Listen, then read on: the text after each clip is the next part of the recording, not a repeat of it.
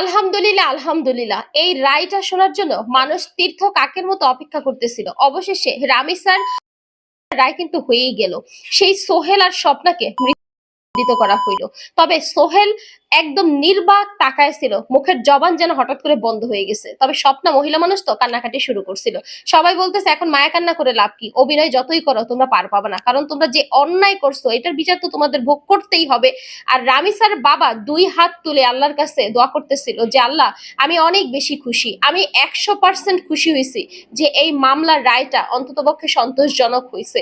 আমার সাথে সাথে সারা দেশের মানুষও খুশি হয়েছে। সত্যি কথা, এই রায়টা নিয়ে যদি কোনো তালবাহানা চলতো তাহলে কিন্তু মানুষ এতক্ষণে রাস্তায় নাইমা যেত, মানুষ কিন্তু প্রতিবাদের ঝড় এতক্ষণে উঠায় দিত।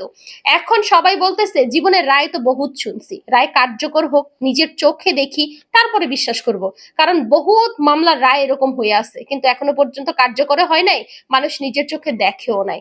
কিন্তু এই যে রামিসার যে বিচার ব্যবস্থা, এইটার রায় আসলে আমার কাছে মনে হয় কার্যকর না করে পার পাবে না। কারণ জনগণ অনেক বেশি ক্ষিপ্ত হয়ে গেছে, জনগণ এমন ভাবে মানে রেগে আছে, যে কোনো মূল্যে রামিসার বিচার তারা আদায় করেই ছাড়বে। কারণ মানুষের দিনের পর দিন এগুলা দেখতে দেখতে মানুষ এত বেশি ইউজ টু হয়ে গেছে, মোবাইলটা হাতে নিলে এইসব খবর, টিভিটা খুললে এই সমস্ত খবর।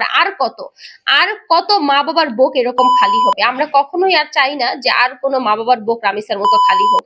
যার কারণে একটা বিচার হওয়া অনেক বেশি জরুরি।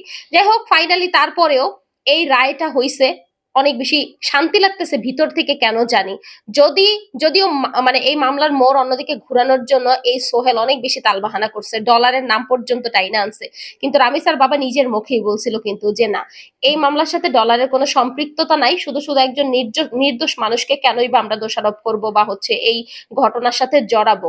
ডলারকে হয়তো এই জেলের ভিতর থেকে কেউ কান পড়া দিছিল যে তুমি তৃতীয় কোনো পক্ষের নাম বলো, এতে করে কিন্তু মামলাটা অন্যদিকে ঘুরে যাবে মোর, আর তোমার উপর থেকে বিষয়টা অনেকটা হালকা হয়ে যাবে। যার কারণে নিজেকে বাঁচাইতে কিন্তু ডলারের নাম টাইনা আনছে, কিন্তু কোনো কিছুতেই নিজেকে বাঁচাইতে আর সোহেল পারে নাই।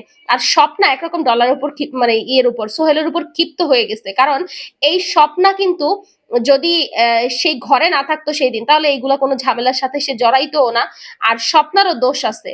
এই সোহেল এত বড় অন্যায় যখন করতেছিল তখন স্বপ্না যদি মানে চিৎকার চেঁচামেচি বা কোনো রকম কোনো ভাবে মেয়েটাকে বাঁচানোর চেষ্টা করতো, তাহলে কিন্তু আজকে এত বড় দায় স্বপ্নার ঘাড়েও আসতো না। হয়তো সে ওই ঘরে ছিল, সাহায্য সহযোগিতা করছে, কিন্তু এইভাবে সোহেলের মতো ফাঁসতো না। যাই হোক, সবকিছু মিলায়া একদম খুশি হয়েছি যে মনের ভিতর থেকে কেন জানি শান্তি লাগতেছে যে যাক, ফাইনালি একটা বিচার এত দ্রুত সময়ের মধ্যে শেষ হয়েছে। এখন সেইটা আমরা দেশের মানুষ হিসেবে রামিসা আমাদের সন্তান দাবি করে আমরা চাই যে খুব দ্রুত কার্যকর হোক।